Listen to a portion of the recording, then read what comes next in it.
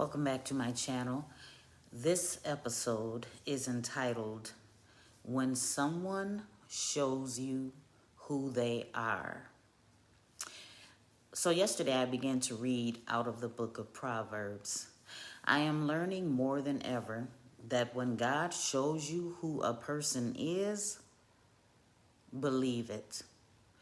As I go through this book, I am going to point out two sets of verses that are continually confirming to me why the statement I just made is true.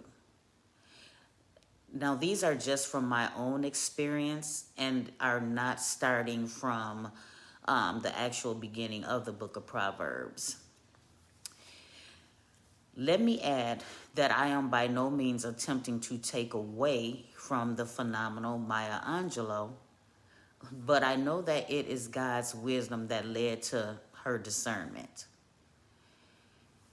Whenever I meet an individual, I will apply these to the situation, as it will save you from unnecessary stress and unsavory individuals that were never intended to be in your lives either but for a season or at all.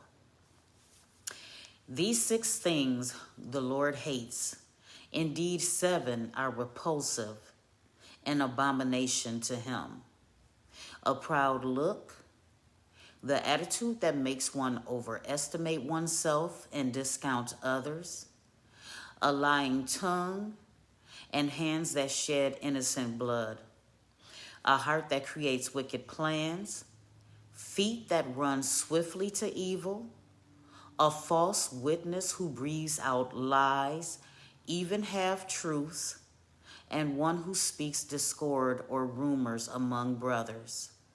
Proverbs 6:16 through 19 of the Amplified Version. Now, before I go on to the second one, the Spirit is impressing upon me that this may come in the form of governments and institutions oppressing the poor, stealing land and artifacts or valuables that never belonged to them, the creation of laws that were meant to exploit, abuse, and leave others destitute, or even terminally and fatally injured, just to name a few. So please meditate on these as I give them to you, because a key, even though it is all equally relevant, is the purposeful causing of dissension, strife, and contention. This is an abomination. Yet when we look at the world, these works are being done daily and have since the beginning of mankind with Satan in the Garden of Eden. Do you understand that this is witchcraft? That these are levels of occultism? Anytime you manipulate people or situations in any form, it is considered divination and conjuring of evils. So let me go on to the second set of Proverbs. But before I do, let me put this out there. Those that are complacent in this, participatory because of how they benefit from it, or falsely believing that it will not affect them, will answer to this heinous instability. This is why I advocate for optimal mental health. He who hates disguises it with his lips, but he stores up deceit in his heart. When he speaks graciously and kindly to conceal his malice, do not trust him, for 7 abominations are in his heart. Though his hatred covers itself with guile and deceit, his malevolence will be revealed openly before the assembly. Proverbs 26:24 through 26 of the Amplified Version. Did you get that? If you did, ding ding. Now that you know to vet an individual, know that this is not a small thing with the Lord, because it is not just one thing that is wrong, but 7 at least. These are abominable spirits as written in the New Testament.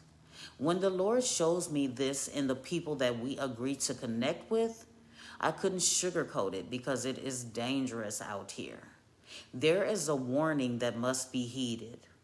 Although I believe in the Lord to cover us, we must never feel obligated to walk in ignorance. This is how Jesus explained it eloquently and holistically. When the unclean spirit comes out of a person, it roams through waterless places in search of a place of rest and not finding any. It says, I will go back to my house or person from which I came. And when it comes, it finds the place swept and put in order. Then it goes and brings 7 other spirits more deadly than itself. And they go in the person and live there. And the last state of that person becomes worse than the first. Luke 11:24-26 of the Amplified Version. Do you understand that these spirits cannot rest unless they cause destruction? And if you are not easily taken, they will come back with reinforcements. I reiterate that we are seeing this manifest itself daily. I will confirm it as I end. For the wicked cannot sleep unless they do evil, and they are deprived of sleep unless they make someone stumble and fall. Proverbs 4:16 of the Amplified Version. This last example is profound and should enlighten you, if this is for you. In Matthew 8:28-32, 2 demon-possessed men who were extremely fierce and violent were healed by Jesus. The demons asked if they could enter into the pigs, who then ran over a steep cliff and drowned. These demons were aware that they could no longer torment the men unto death and destruction, but they needed to eradicate something. It is in their nature. When you have these 7 abominations within you, you are unable to rest. You are compelled to end others and then ultimately yourself. Only God can save and deliver these individuals. You cannot, nor should you try. This is why we are admonished to work out our own salvation with fear and trembling. Always coming from a place of love, thank you for joining us.